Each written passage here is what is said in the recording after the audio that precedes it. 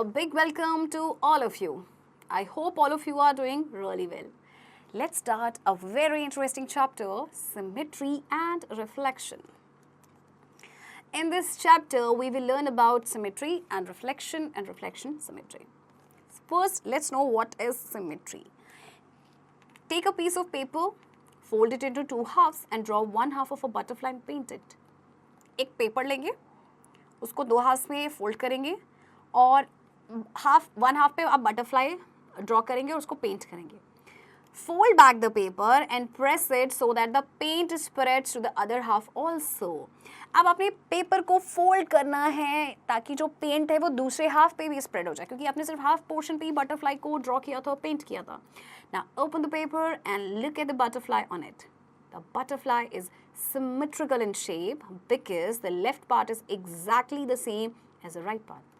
सो butterfly आपकी shape में symmetrical होगी क्योंकि जो लेफ्ट पार्ट है वो एग्जैक्टली आपके राइट साइड के राइट पार्ट के सेम होंगी. Okay, so in mathematics symmetry means that one shape is exactly like the other when moved, rotated और फ्लिप.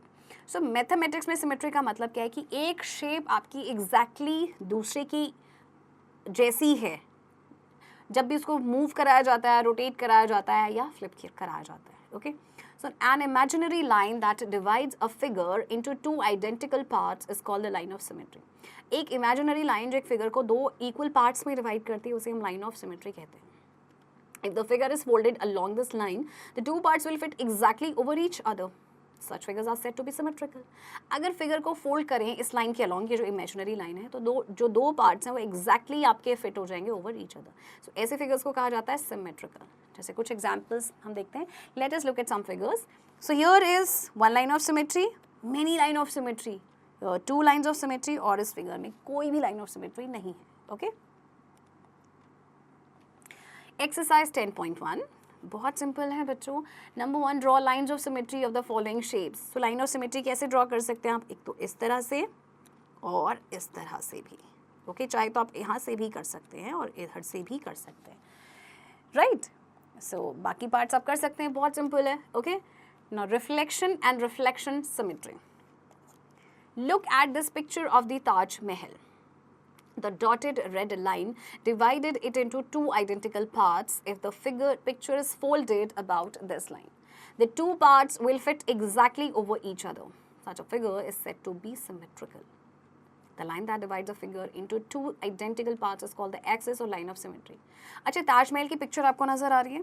ओके, जो डॉटेड रेड लाइन है एक्चुअली ये दो इक्वल पार्ट्स में इसको डिवाइड कर रही है. Identical means equal parts. अगर हम इस लाइन के में फोल्ड कर दें पिक्चर को तो जो दो पार्ट है वो एग्जैक्टली फिट हो जाएंगे ओवर ईच अदर. सो ऐसी पिक्चर को सिमेट्रिकल कहा जाता है. एंड जो लाइन डिवाइड कर रही है दो आइडेंटिकल पार्ट्स में, that is the line of symmetry और axis of symmetry. If a mirror is kept along the line of symmetry, each half will be a reflection of the other. We therefore say that the Taj Mahal has a reflection symmetry along the dotted line. All symmetrical figures have reflection symmetry along the line of symmetry. Look at the letter H. It has two lines of symmetry. अगर mirror को हम line of symmetry में रखेंगे along, सो हर half जो होगा वो दूसरे का रिफ्लेक्शन होगा.